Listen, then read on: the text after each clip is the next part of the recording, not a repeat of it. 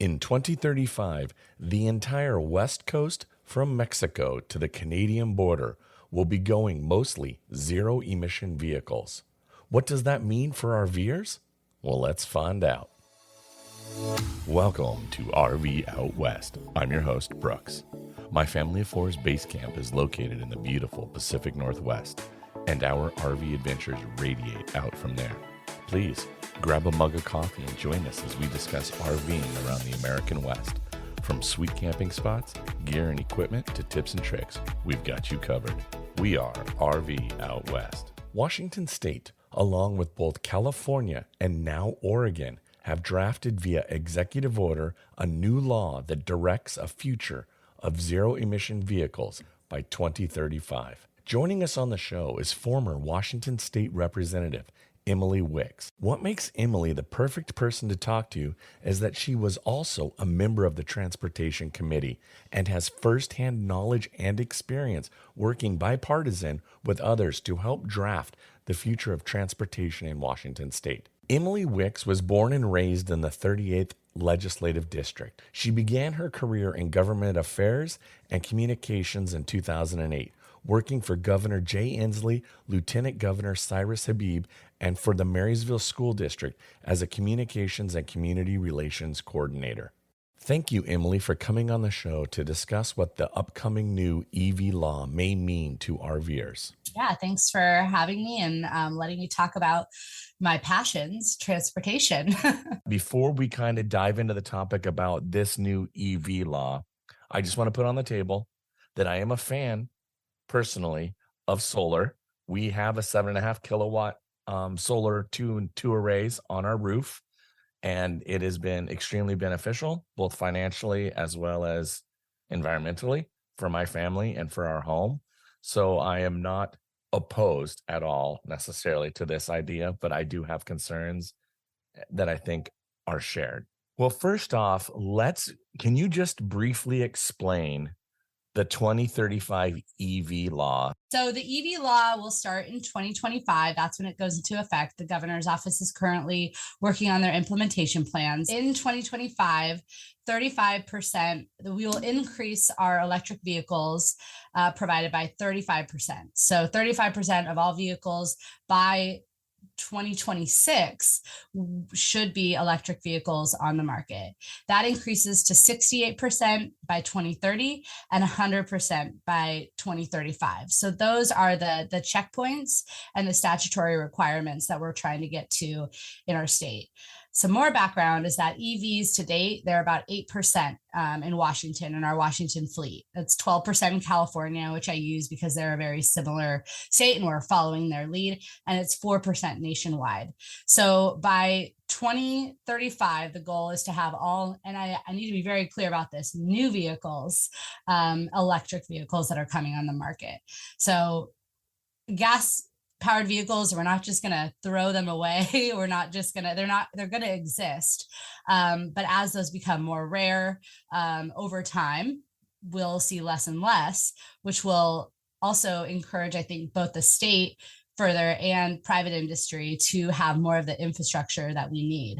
And they'll be doing that as it happens. Thanks for sharing. Can you at least tell us a little bit more now about the why? Why is this something that the state is focusing on? Absolutely. So the governor passed an executive order, and and the background on that is that we have a state goal in statute to reduce our greenhouse gas emissions below 1990 levels. Those were 88.4%, and that a decision called for a 45% reduction by 2030, 70% reduction by 2040, and a 95% reduction by 2050. In 2018, for some background, we were actually up by 99.5. We're up to 99.57%. I think some of this attributes to actually tracking this data. They're doing it on a 2-year basis, tracking that, and the next report will be out December 28th, I believe, on where we're at. And and that will include 2019 levels. So we'll always be a little bit behind on that. So I give that context because this kind of explains why we're doing, and I think why the governor did this order and we followed California. We have, businesses, state agencies that are part of this. We passed the Climate Commitment Act in 2020, which really puts the onus on some of these private sector companies that are big polluters to address this and to work towards a cleaner environment and to reduce our greenhouse gas emissions. So if all Washingtonians are to go EV, then what is the plan for kind of increasing infrastructure demand and charging stations? Yeah, so it's through transportation packages and through our transportation budget that we're able to continually invest in that infrastructure. So in 2022, we passed a 16-year transportation package of $17 billion over that 16 years. It's called the Move Ahead Washington package. And that included $5.4 billion to climate commitment investments and $11.6 billion for preservation of maintenance of our roads, culverts that we need to deal with to help salmon move, ferries, highway investments, diversity and equity, and all of those things. So of that 17 billion, there is a $517 million that's going to alternative fuel and electrification. And that includes 400, I know there's a lot of numbers in here, but it does include 492 million for state and local decarbonization efforts, local grants. So this could be, a PUD, or I could use them as an example, wanting to upgrade their wanting to include more electric vehicle charging stations there. It could be local governments doing that. It could be a variety of different things. And I don't know exactly how that will go into practice. It's kind of a process for those that are carrying that out, but it absolutely includes investments in moving us to more electric vehicle charging stations. Is the vision for that kind of like taking existing fuel stations, growing charging stations there, so then kind of still the charge or fuel? Yeah, it could. I mean, I think the opportunities are kind of endless based on the resources folks have. So if you happen to be an area where there is a need for that, that's a big, and then there's more electric vehicles and you have that demand. I think when people, if they see an opportunity there, they'll go for it. I know you also talked about, RVs don't really fit into the same, spots as these electric vehicle charging units are, but there's a demand for that. And that's what's going to start being created, both by some government investments, but I also think by a lot of private investments. Another little thing I think is kind of interesting is we've also worked on building requirements as well. So, typically a lot of people say that folks living in apartment units can't really have an electric vehicle in the same way that, a single family homeowner could.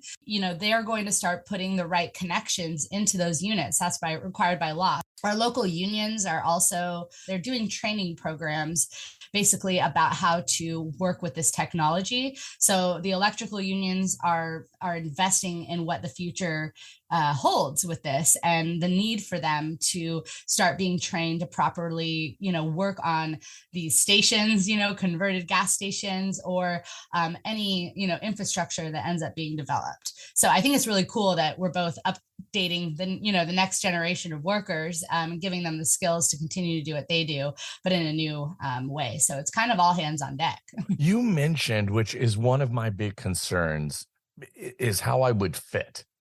I'm probably 50 feet long and there's no way I can fit. Has there been any thought or plans or ideas for what that might look like for those that tow or have big motorhomes or whatever it might be?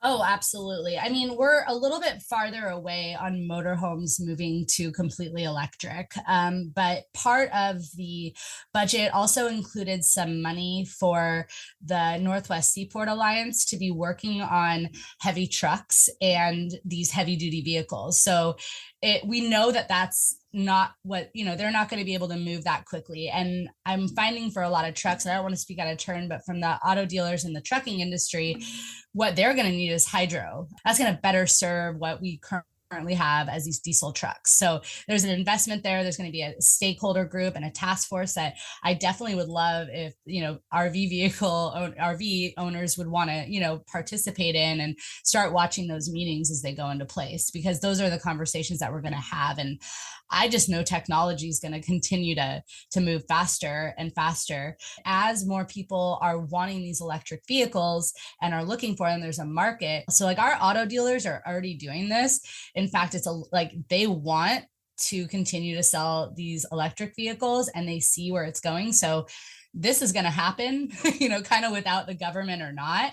I think we're moving in that direction. And I think it's really cool that in a sense, we're guiding that process through, but in a way that makes sure that people don't get left behind in the process. And we're having these conversations. So industry's not just going ahead and government's trying to catch up. We're trying to get in there and make sure that it's done in a way that is equitable, that provides for our transportation system, and that makes sure that drivers, that can't upgrade also or have different needs are also able to continue to do that until it makes sense for them to shift. Well, and you just brought up another interesting point. I did some research on the Ford Lightning pickup truck and kind of priced it out with a larger battery for towing capacity for my trailer. But that puts me at a base price of a $75,000 truck. Yeah. Are there any incentives or anything, that like through tax credits or things of that nature to help people kind of offset that cost? Of course, they'll be saving fuel. So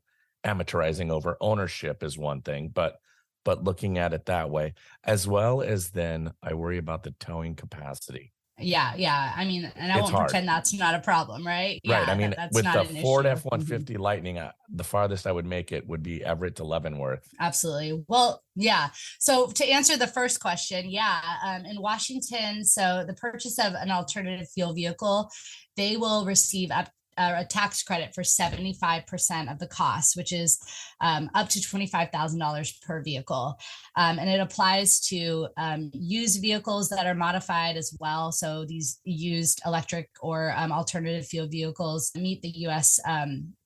Environmental Protection Agency certified aftermarks. That's that piece. We won't worry about that, but so you can get those. These incentives don't go into effect until 2025. That's when we have put the incentives there. So right now, ZEVs are not as prevalent in Washington as they could be because other states have done that. So manufacturers are sending them where they're needed. And just like the guy we visited, the auto dealer at Ford in Boise the other day, he said, as this demand comes up, as more people are asking for this, then we'll get more on the list to be able to provide these for folks. So there's going to be incentives. That's a huge thing to help people and help. I mean, I know my sister's car was 83,000, I think, plus, and her payments are, I mean, it's a Ford truck, I guess, but like nearly $1,000. I mean, it's a work truck for her too. So, but I'm like, that's unbelievable for me. And I'm not necessarily going to be able to get a new car in the next 10 years, perhaps, and so I probably will be a while. I'm not a new adopter. I want to get one to try all this stuff out that we need to do, but